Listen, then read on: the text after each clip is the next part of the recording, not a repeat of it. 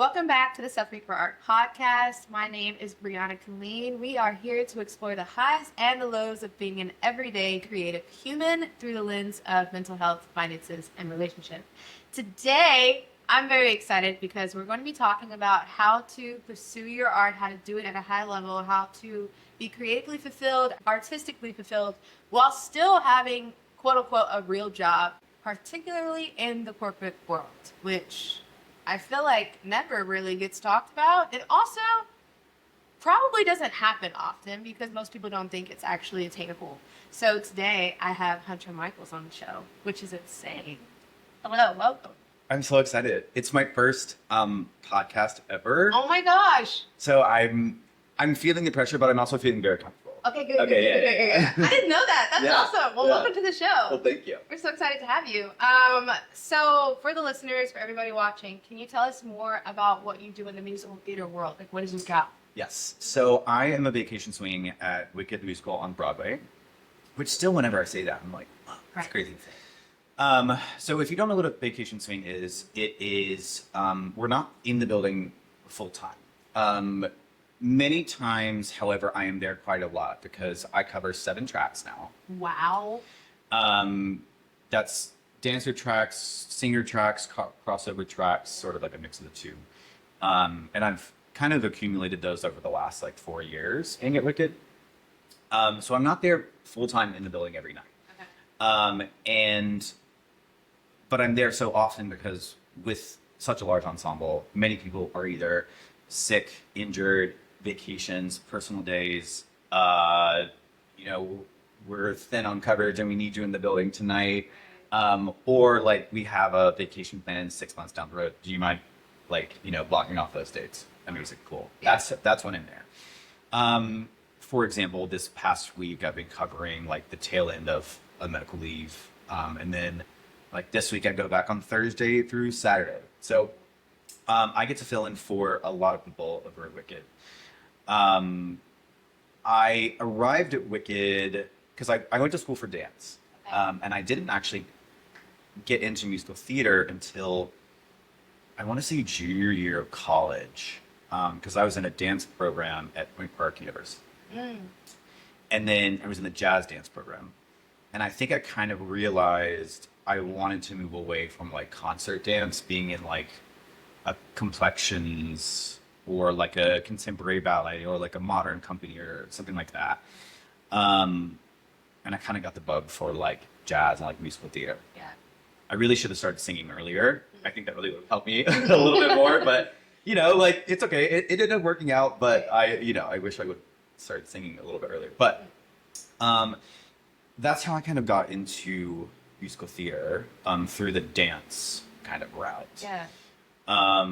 And I did some national touring and some regional stuff and an international tour, and then landed at Wicked on Broadway in 2022. Oh my gosh. And when did you graduate? 2016. Okay, so you were auditioning, working for a couple of years. And then... Yeah. I think, considering I graduated in 2016 and then pretty, soon thereafter was working, I feel very lucky that I was able to do that. I was able to get an agent right when I moved to the city.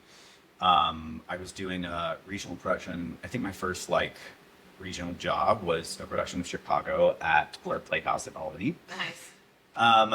And then from there, it was the same, you finish a gig, you move back to a sublet in New York City, you audition, you book the next thing, and then you go do the thing, right? Yep. That next thing was Dirty Dancing National Tour. Okay. And so that was 2017 to 2018. And then after that was Pittsburgh CLO, returning to Pittsburgh. Nice. It's so funny because I'd gone to Point Park, seeing those productions in the same city. Did that season for that summer, and then after that it was same thing. You move back to the city, you sublet, you go to auditions, you work your second job during the day or whatever, and left for the international tour of An American in Paris, and then after that came back, subletted, started auditioning again, and landed at Wicked. But it was kind of that like standard like process ever since I graduated school. Yeah, and your like side jobs before corporate life, like what were you in between those like coming back suddenly and working your side job? So I worked a lot at Lululemon. Okay. Which is a popular Me too. one. Yes, you know, educator. I mean, I did like, Columbus Circle for the holidays. Yeah. I did Upper West Side. I did opening team at Hudson Yards. I picked up pretty much like all over the city. You know, Yeah. shift around. So worked there quite a bit. One of my very first jobs in the city was a doorman at Ralph Lauren on the Upper East Side. Just open the doors for like 9 hours. Yeah, and then another one was front desk at Equinox. Okay. Yeah. That's, a lot of Very people do, very common for artists to do that kind of stuff because like you can get it done in the morning and then also get a free membership. Mm-hmm. And that was like why I did that. Okay, so like how did you get from there to corporate? So get this, kind of a crazy story. Bear with me here, it's a lot. So let's go back to early 2020. And I think you know where this is going. Yeah, yep. So early 2020, I had come back we wrapped an American in Paris international tour in Paris, which was like, Oh, that's dope. come on. Yeah. Like nobody pinched me. Right. I don't want to wake up. It was actually the coolest thing of my life ever. So dope. So we came back and I had gone to actually a Wicked audition. Oh. That was early that year. Maybe like February, something. I had gone and then I found out that like I didn't get whatever track it was and it was for the tour. And I was like, all right, cool. Like, I made it farther than I ever had. And so of course, like in those moments you're like, okay, I'll just like take it. Maybe something will come around later. Who knows? Started making plans to find an apartment. And so, lo and behold, I get a random email that's like, hey, actually, we had an injury on the tour. Can you go cover for like 10 weeks? Wow. Because this person's going to have surgery. We're going to need to be out for a long time. Mm-hmm. And I was like, say less. I'm there. So I had packed up everything I was living with a friend. I packed up all of her stuff, all of my stuff, put everything in storage, right? Flew out March 12th. Oh, wow. Okay. Right before the world ended. Right. Yeah. The timeline is important. Flew out March 12th. Had my first rehearsal on March 13th of 2020 in the theater in Madison, Wisconsin. Wild. Wild. I learned up through what is this feeling, and I was like bopping into the coffee shop, like dream job, so happy about it. Right, was going to be on tour for like a couple months. Mm-hmm. I look at my phone, a company meeting on stage at 7 p.m. The rest of our event is canceled, and I said, "Oh my god, right? What?" Huh? So we go to this company meeting. They're like, "You're all going home tomorrow.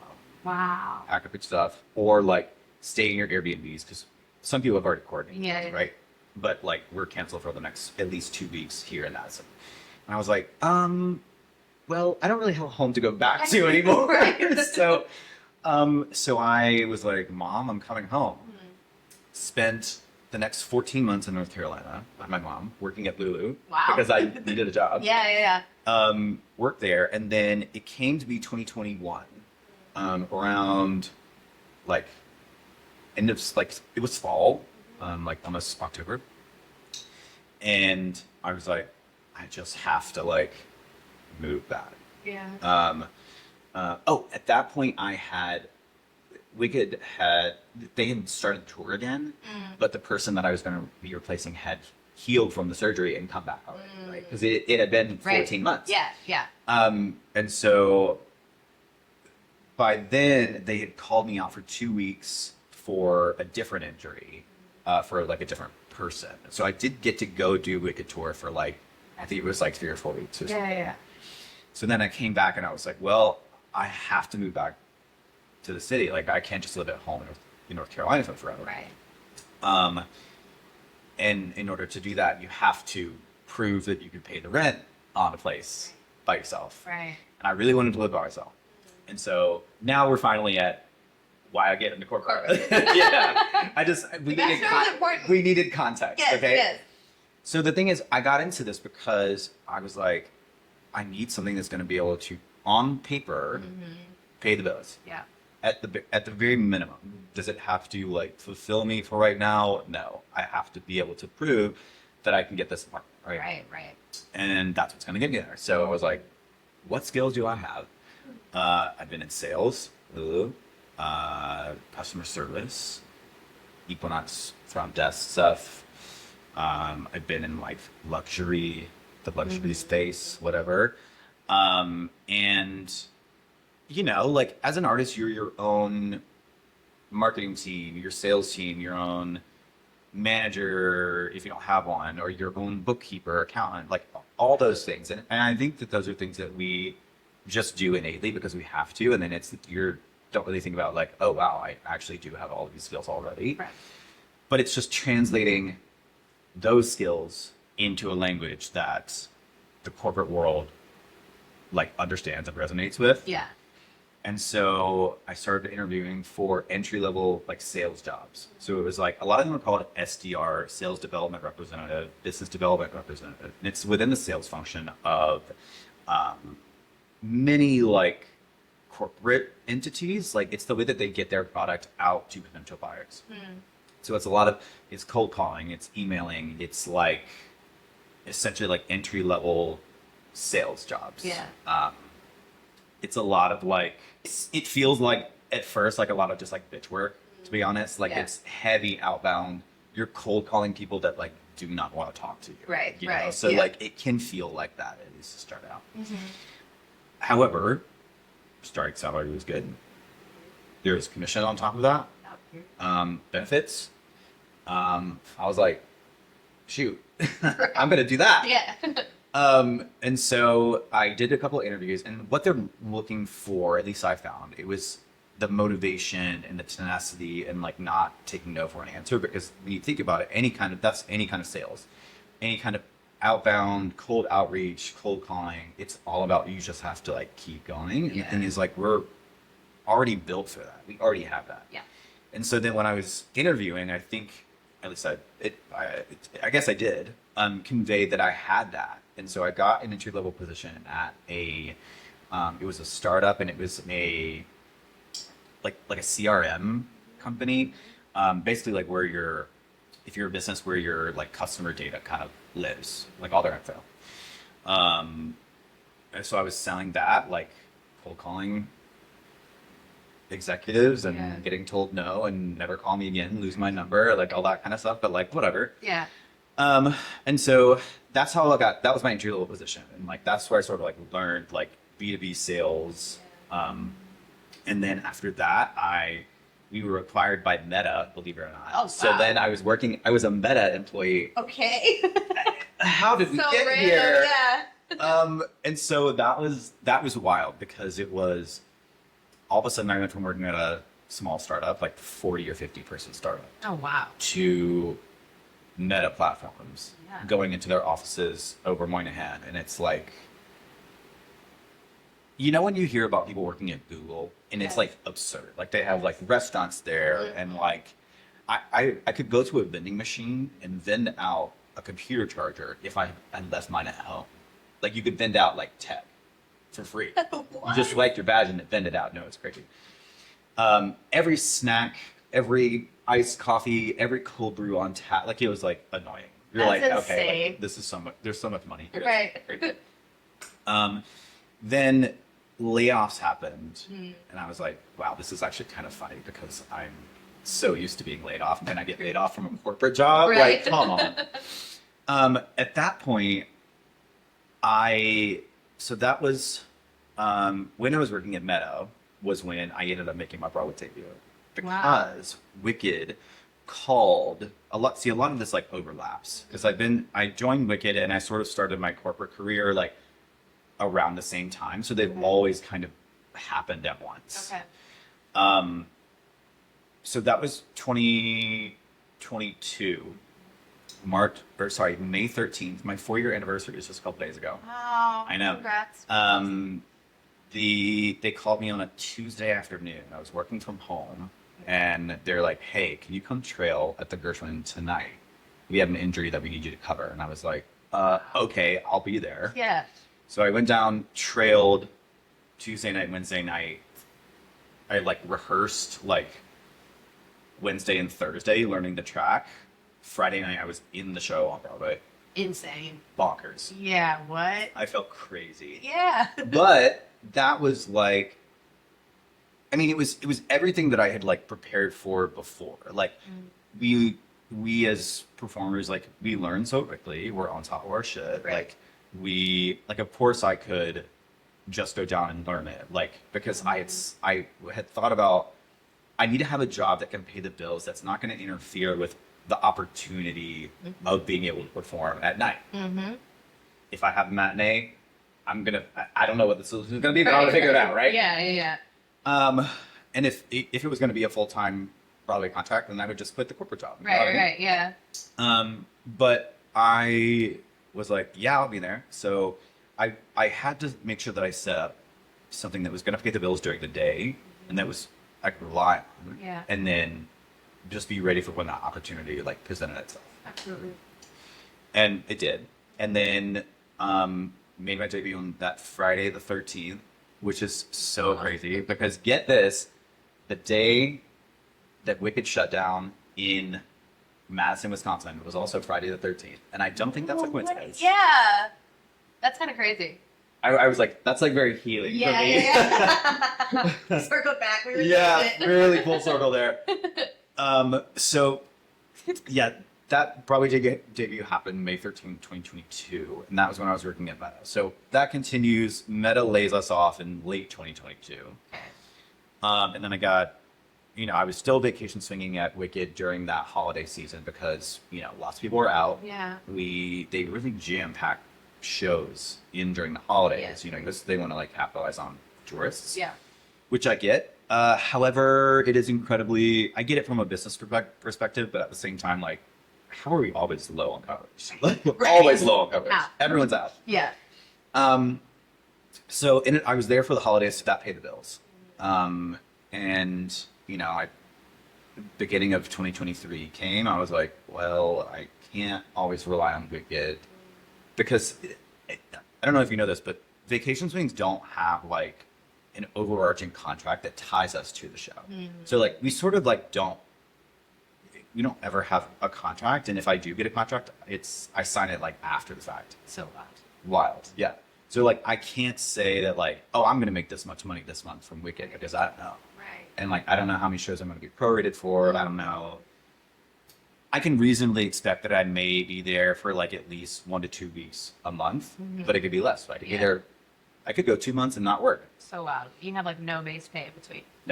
No retainer, no like stipend. Yeah. There's no like, and this is something that I really wanted to advocate for in the last 8-year negotiations, but like we had so many bigger priorities to get through that like that one fell off, which I get. Yeah. But it does like, it sucks for just it's like a very small subset of people within the industry that have to do this, but it is like, the structure is very exploitative in the way that it benefits the show quite a lot. It doesn't really benefit us when we're not there. That being said, still love it, still grateful, but I think you can love something and also like wish that it could be better. Absolutely.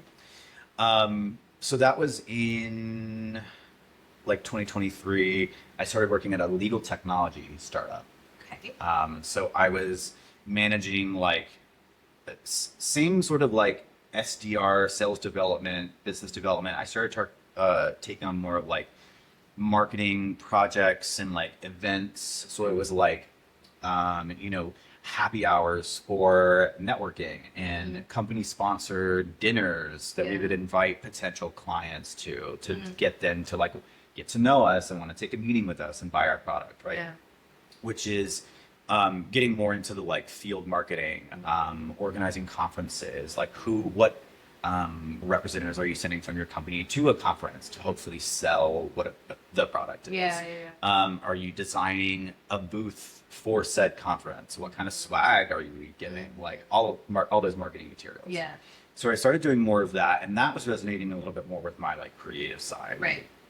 Because I've always had like more of a sense for like design and photography, and I wanted to kind of use those a little bit more. And so like designing cool swag or creating like a backdrop for our vendor booth, or just coming in with like creative ideas. So then that position actually another layoff, which I was like, I've been laid off more in corporate than I have in musical theater. What the hell? Laid off like late 2024, I want to say. Was it 2024? Yeah. Then after that, of course, I'm still vacation swinging at Wicked, but then at the same time, I'm like, damn, gotta pay my bills somehow. Yeah. Shit. Make money. And I started applying, and I got an account executive position, which sounds very fancy. It does. Account executive is basically just a salesperson. So like when I was an SDR before, that is the person that gets the meeting for the person that's going to close the deal. I was now the person that was expected to close the deal. Got it. And in this new job, I was essentially selling like business financing. So like I think my largest deal was like $400,000, which I'm like, like more money than right. Like I've never seen. Yeah. So I was doing like deals like that for essentially they were like business loans to like finance small businesses, get them on their feet, get them started, all that kind of stuff. Yeah. Then the company that I now work with, and all the while still I was adding tracks to Wicked. So I had started learning, I'd moved on from like just the dancer tracks to like the crossover tracks. Okay. Like the ones that rather than being like the male dancer that sings baritone, it was now like the track that was like still dancing but also sang like the tenor two stuff. Yeah. And then after that I started adding on some of the singer tracks as well that have solos, like sung solos. Oh. Me on Broadway. On Broadway. I never thought I would sing. First off, I never thought I would ever sing. Right. Because what the fuck? Me, a dancer? No. Because and maybe dancers out there you would relate. I feel like singing is so like. That's how I feel about dancing. It's so scary. That's how I feel about dancing. And isn't it crazy? It like once you do it, it feels a lot better. But it's just getting to it is like. Oh no. I could never. Hearing my own voice, and I think it's if I hear my own voice on this recording, I'm going to crash. But just hearing your own voice is so scary. Yeah. Anyway, so started adding those all while I'm doing this other job. So yeah. This is where they sort of like are always running parallel at the same time. I was selling selling like business financing.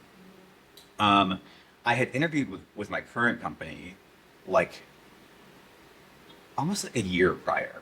This got to be, I worked there for, let's see, maybe like 8 or 9 months. And at the time when I interviewed, they were like, we really love you, but we don't have budget to allocate towards like an events person, like this kind of role that we're envisioning for you. Yeah. We need to literally pay engineers to build the product that we're trying to like Got it. sell. Yeah. And I was like, cool. Let me know something opens. So like a year goes by, and then this was like earlier this year, like in January, the VP of growth reaches out to me on LinkedIn and she's like, hey, do you remember me? We interviewed you like a year ago. Yeah. I think we just came up with a perfect position for you. Wow. Because they raised a Series A. Okay. If you don't know what a Series A is, that is like, it's in the venture capital world. I like to explain venture capital as like people with a lot of money put a lot of money into a bunch of different businesses in the hopes that one of them like really pops off and makes back all their money. Right? And the thing is like, my company got like $25 million. So think about that multiplied by so many portfolio companies within this certain like VC firm, right? Yeah. And so I feel VC to me is like it feels like monopoly money. Like that can't be Yeah. real. Yeah, for real. You know, like there's no way that that's real money. Yeah. But it is. And so like once a startup gets a Series A, basically it's like, let's use this money to hire people, grow the business, build the product, get it out there, make money. Yeah. So that's how I got my job now, because the company got funding to fund the position. Yeah. So now, of course, in addition to Wicked, I am, gosh, what don't I do? In true startup fashion, it's like I'm an event planner and I also head up community at the company, which is like not directly selling I don't have to actually directly sell the product. Mostly it's like setting up big networking events, hosting conferences, sponsoring events, sponsoring our presence at industry events, getting our name out into the industry world and like building that community. I know that's like so broad and you're Right, like, right. what on earth does that even mean? Yeah. Basically like what I really want to do is like give people in our industry like access to connections and building their network and like getting mentoring opportunities and speaking opportunities and like not just getting our company out in the sense of like knowing what we do as a business and a product, but also like name recognition. So because there's trust and like brand recognition when you have your name out there doing like good things within the industry. So that's what I'm trying to do now in my current role. Yeah. And I think that like, again, it lends to the sense of community and like the kind of way that we work as artists anyway. Not only are we trying to sell ourselves as the product per se, but like we can also build a community within this industry as well. And so I'm sort of trying to bring that same kind of feeling to this corporate world as well. Yeah. So I think it's a good, at least now it's a good match for me to like cross use my skills in that way. So that's how I ended up where I am. That is so wild. I feel like you started with like, I need to be able to get this apartment, and then like it just like blossomed into like, and I'm here and I'm in Meta, and then I'm here, and then now it's like I'm selling business loans, right? Like venture capital, and that's like so insane. What? And like I know like you made a really good point of how a lot of our skills are transferable as a creatives and actors and stuff. I mean, we really are like our own company and brand CEO. Yes. Admin. It's literally everything. It is the same thing. Yeah. Companies just have people to do it. Right. And they have a different lingo. Mm-hmm. Like they have a very specific like corporate world talk. And it's like once you get that and you get the vibe, we are very good as creatives of like sliding in and being like, here I am. Like I can adapt, I think. Mm-hmm. Do you feel like as you grew into the corporate world, you kind of just like learned the skills that you needed to along the way? Yes. Yeah. So again, my degree is only in dance. Mm-hmm. I didn't even do a BFA. I just have a BA in dance. Yeah.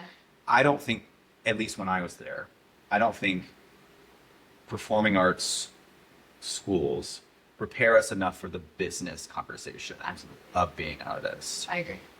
They can teach us how to be fantastic dancers, fantastic like performers, and have work ethic and like yada yada yada, all that stuff. Being a business and like what the reality of that is, like ooh, tomato. Right. We just like weren't prepared for that. I don't think enough. Now maybe it's different now, and I would love for it to be different. I hope. I learned all of the things that I needed to learn on the fly, and it truly was like, I'm faking it until I make it. Okay. Yeah. Like I'm just absorbing as much as I can, and like, you know, I didn't even know what an outbound sequence was, and I had to learn what that was in like B2B sales. Yeah. Googling all the time. What does this mean? What are these acronyms? What is a CRM? Yeah. I got hired at a CRM company. I didn't know what it was. Moved. Yeah. Yeah. truly faking it until I made it. Yeah. But also like, why on earth would I have known that? Right. I wouldn't. Yeah. And it doesn't, you can learn like anything, honestly. Like when people are like, oh, I can never blah, blah, blah. Are actually, like, you probably could learn it. Yeah. You just have to, like, apply yourself and take the time to do it. And Yeah. when you're getting paid to do it, like, this is like free business school. Right. Or right. paid business school. Yeah. So I thought, like, why the hell not? And I think it's taught me a lot about, like, negotiation and making good just business decisions. Like, when I was selling business financing, they would walk me through their business plan, and I would say, like, okay, this kind of product is going to be good for you. I would stay away from this one because with your, like, when are you expecting return on this, and this? If you're not going to get it now, we shouldn't go this way because you're going to get hit with interest later. And, like, let's go with this way because you can pay it off faster. Like, I had to understand the way a business worked in that position. Like, that was, like, fundamental to that position. But by the time I got there, I had already learned so much about how businesses operate. Just by being, like, in it. Yeah. Yeah. That's so cool. And do you feel like you always had like because I do think corporate is for a specific type of mindset and person. I think you can always find a role that fits you very well. But did you feel like you were already the type of person who could fit into the corporate world, or were you really like artistic and free and you were like, I could never, you know what I'm saying? Yes. And it's funny because when I went to college and I was like, I'm going to be an artist and I'm going to be like Right. artist till I die, like that Yeah. kind of thing. I was always like, oh, I'll never work a desk job because, like, I'm going to be like a dancer. And there was this kind of like, and back to the schooling thing, there was this sort of like, not that you like look down upon taking another job, but like kind of. Yeah. It was sort of like a taboo that, like, if you like were to do something else, it was like you were like cheating on your art. Yeah, or whatever. absolutely. Isn't the phrase like, if you love anything else, go do that? Like, you have to like love the art so much that this is like all you do. You devote your life to it. Yeah, absolutely. Yes, you can devote your life to it. But at the same time, we do live in like 2026. Right. You have to make money. And we do operate in capitalism. Yeah, Like, yeah. you have to, unfortunately, like, this is so annoying, and like, you have to play the game in order to win. Yep. As like slimy and like non-moral, I guess, as it feels. Yeah.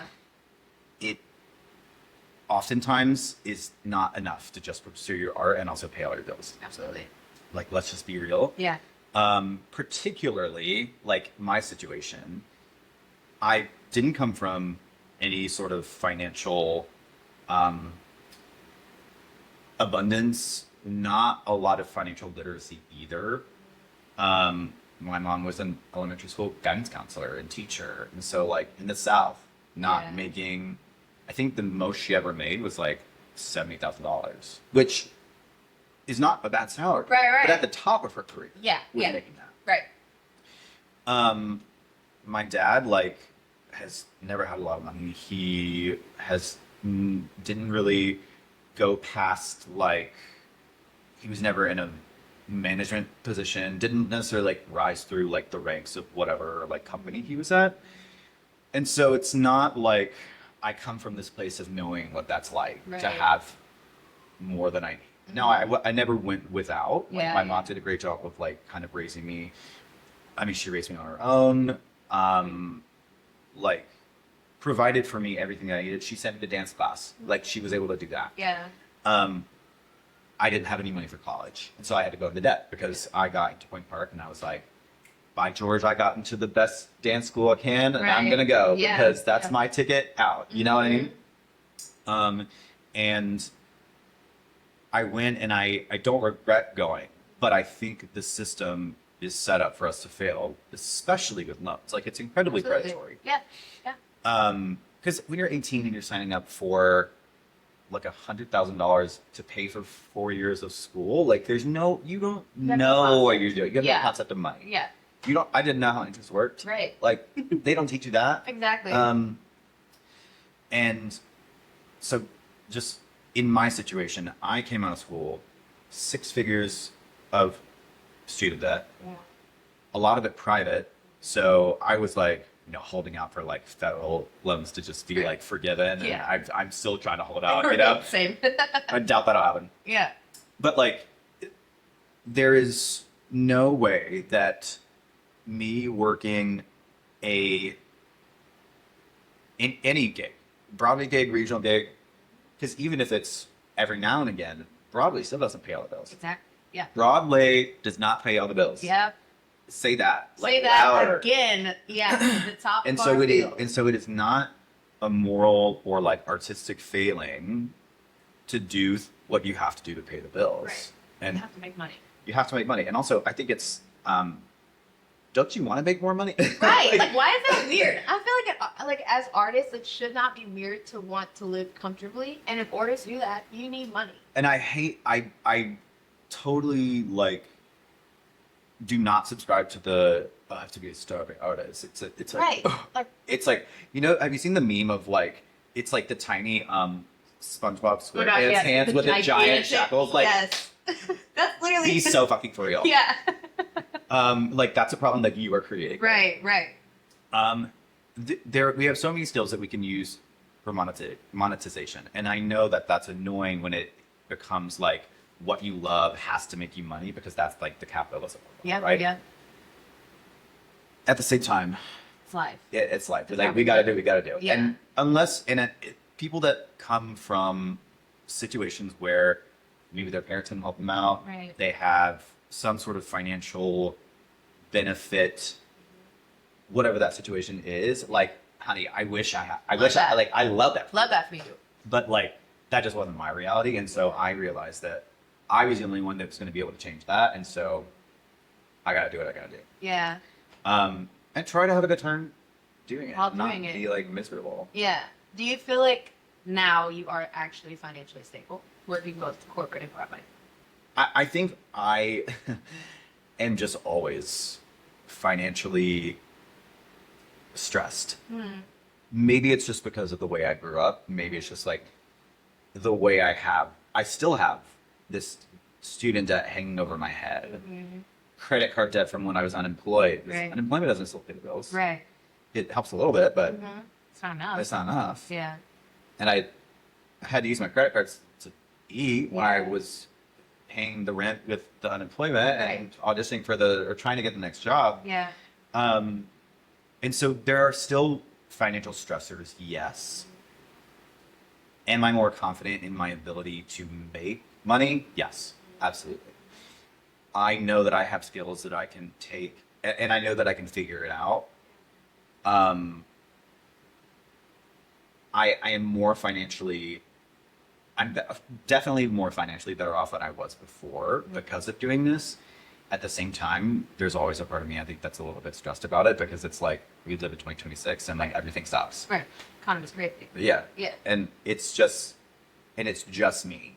Like there's no safety net. Yeah. And I think that also, I sort of have that, like, I was the kid that like made it out of the like hometown, Yeah. right? So there's always, and maybe people will like resonate with this as well, because I feel like a lot of people that make it to New York are those people that like made it out Yeah. of whatever situation that they were in, maybe their hometown.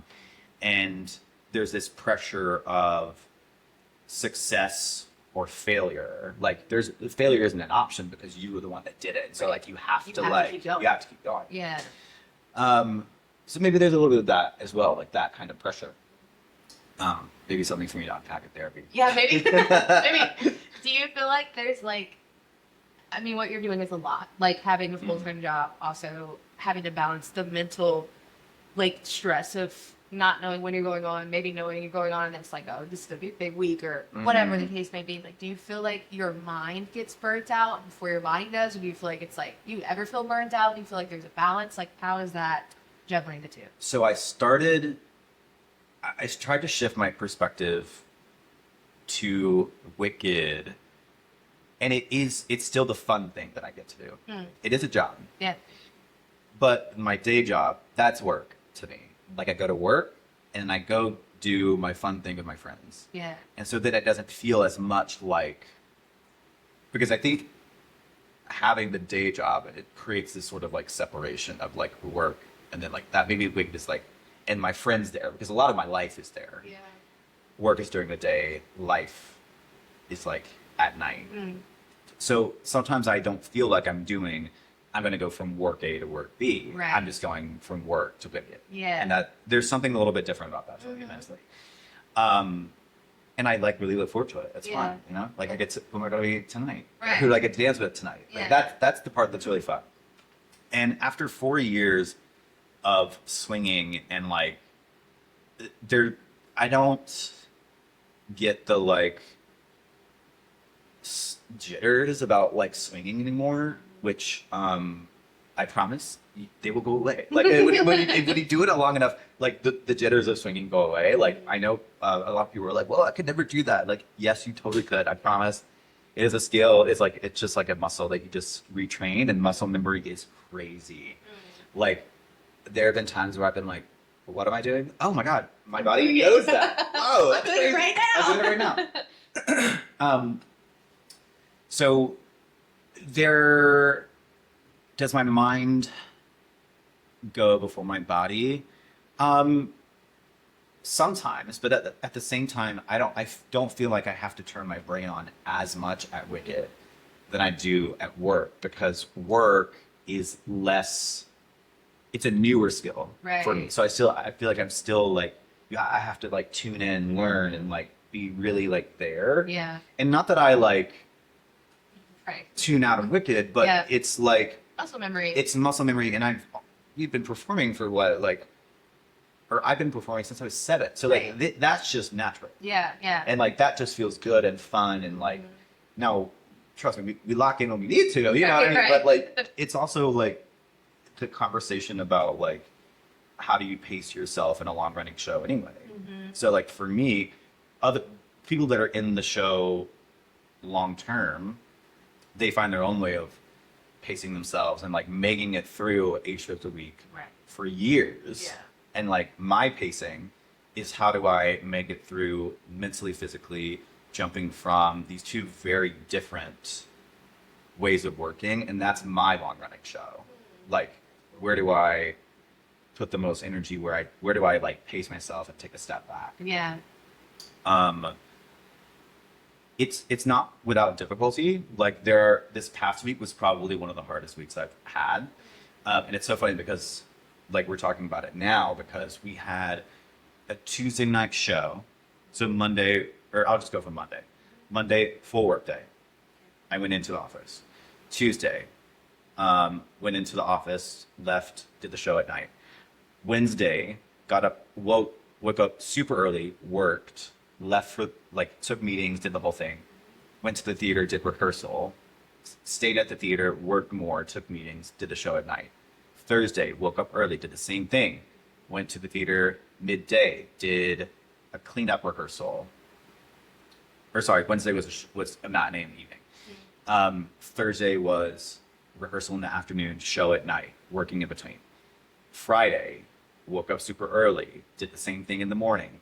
Went to the theater, did a put-in for 2 new company members. Gosh. And then worked in between, did the show at night. Saturday, 2 shows. Sunday, 1 show. So, and you know, like when I get home, I'll log on and like do things to make my life a little bit easier the next day. So it's the whole like work-life balance. Do I work a lot? Yes. I would say rather than work-life balance, it's more like work-life integration. I pick up my laptop when I want to because I feel like it's helping me. Yeah.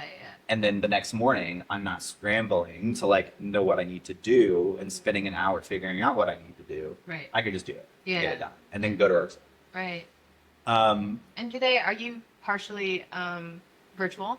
Yeah, so that's what allows the flexibility to be at the rehearsal during the day. Yes. So we are hybrid. So truly the structure is 3 days in office, Tuesday, Wednesday, Thursday, remote, Mondays and Fridays. Okay. So, but sometimes what I'll do, and the thing is my manager, I over communicate with her.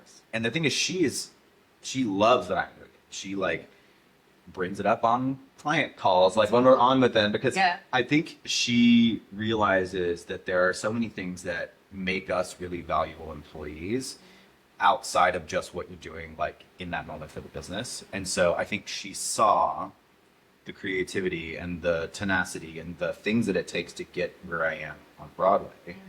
And like, it's like, oh, I can use that in the business.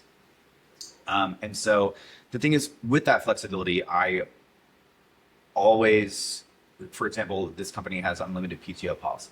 It's one of those things where it's like, use it, don't abuse it. And so with that in mind, I always want to over deliver, over communicate, be the asset that they saw in me so that I can earn that flexibility. Because if I'm just taking all these afternoons away to do matinees, and they're like, well, why do we hire you? So it's like, I work late, I work early, I connect with her often over the weekend to like finish like a couple tasks. Nothing crazy. But it does take an extra, it takes some extra hours. It takes some extra like, just like the motivation to go ahead and get things done then. It's a different setup. What does rest look like for you then? Great question. So the thing is, I do like to have a life. So like post show, I'm gonna go have drinks somewhere, or like I'm gonna meet up with. So my boyfriend Thomas is in the Book of Mormon. Shout out to Book of Mormon though. They're shut down right now. They are coming back. Oh, woo, huzzah! They're coming back this week. Thank God. Yay! That's great. So they're coming back this week, but on a normal week, he gets out at 9:30 from his show. I get out at 9:45. His show is one block down from mine, which I think is so cute. He comes to pick me up. Sometimes we'll go like meet up with friends because think about it, this is like the time that we get together is very small, and it's often just at night because I leave in the morning, like early at like, I leave at like 8:20 to go to the office. The time that we get is short, and so like I'm like, damn it, I'm still gonna have a life. I'm still gonna have out with my friends. Like I'm not just gonna like work all day, be a hermit, and not see anyone. And now my schedule does prevent me in some ways from like seeing a lot of people. Like I can't on the weekends, like I can't go hang out with my like normal friends because like I have shows. You have shows, I can do maybe in the morning, or like I can't go out on like a Friday night dinner with my like normal friends. So and then of course like on Monday is when my Broadway people have the day off. Like often I can't just go like and have brunch. Monday fun day or like whatever it is on the day off. So rest is few and far between. I probably don't sleep enough. And that's just me being like completely honest about it. Do you feel like it's worth it? Do I feel like it's worth it? Sometimes yes, because it affords me, and I'm going to be honest, I just don't like not having money, and like I want nice things. I don't want to have to struggle.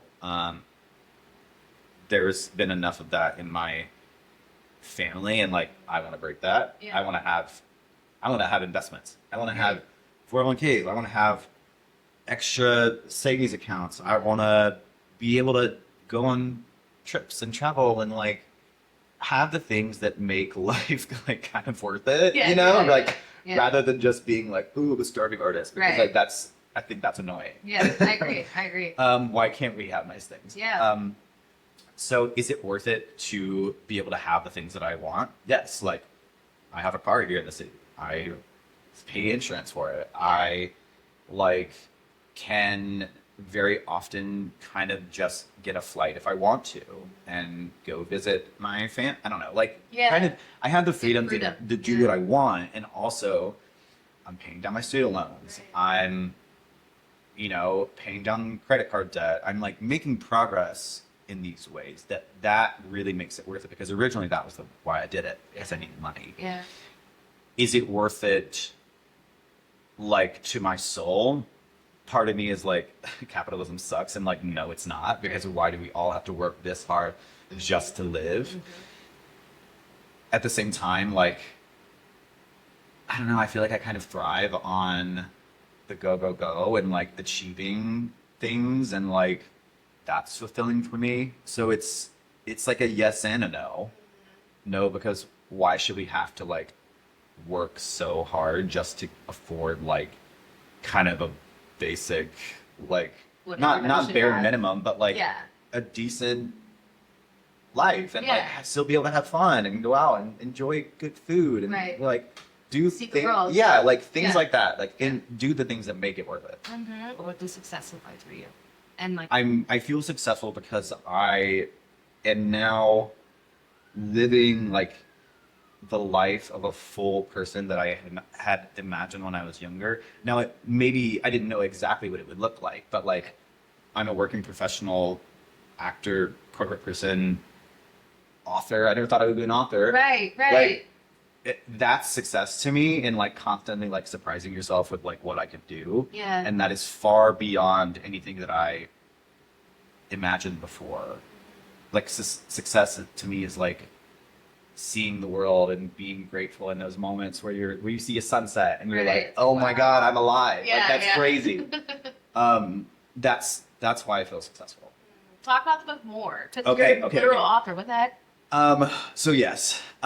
So in also during the pandemic, because obviously I can't just not have a fucking project.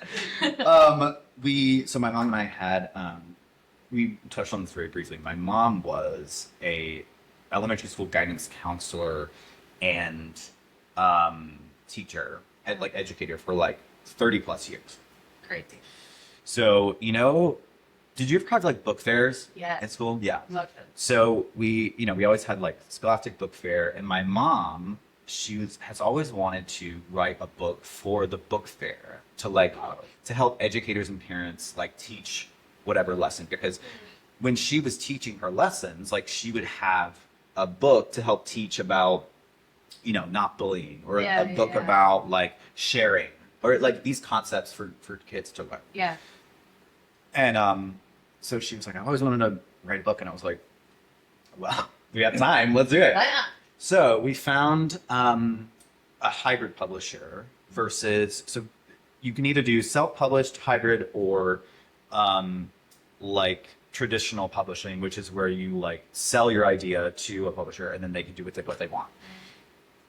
Self-publishing, you retain all the rights, but you also are responsible for like every part of production. And unless you have like a really like well-connected network within like the book publishing space, like it's more difficult. Yeah. So we went with hybrid, which is like you pay someone with those connections, but you retain the rights to the piece. So we went with the hybrid publisher, and we wrote Oh my God. Hunter the Dancing Fox. Yeah. It's so cute.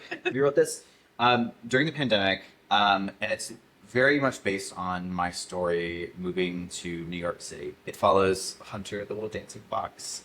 We wanted to inspire kids to pursue the thing that they love the most, no matter what people say. Like, we were trying to teach, anti-bullying and the importance of accepting people for who they are and like what they want to do, and that it's okay if someone wants to do something different than you. And giving parents and teachers like a picture book resource to be able to teach like that lesson to kids. Yeah.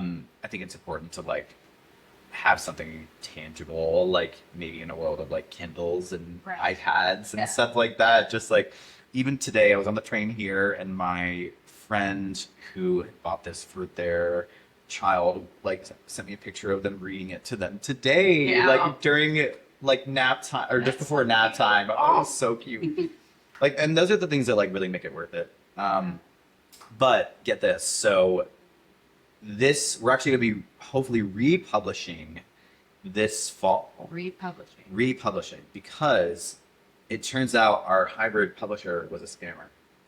A scammer. A scammer. Joanne the scammer. Joanne. No. Joanne the scammer. No, actually worse than Joanne the scammer because she literally, and the thing is, we were one of the very few clients to make it out with a book because the thing is, when we were paying her, we paid her in installments to like do the work and then we would pay the next installment, right? So the thing is, we ended up with a finished book, and many other clients will say, like paid her like a lump sum of money, and then I think she just like closed down the business and ran. Just like ghosted them. Yes, and like it was a whole thing. It was on the news. There's a whole. You can look it up. You can literally look it up. There's a whole story about it. So now, very happy to like we just want to get it back out there because when that production company shut down, like it was taken off of Amazon, it was taken off of like any place that you could buy it.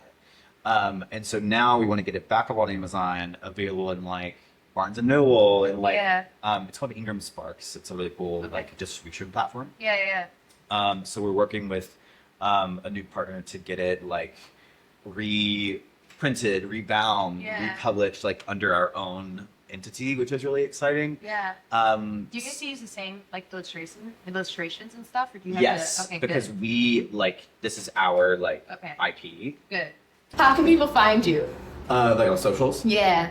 So I am at Hunter_Mikles. That's Michael's on TikTok and Instagram. Same handle.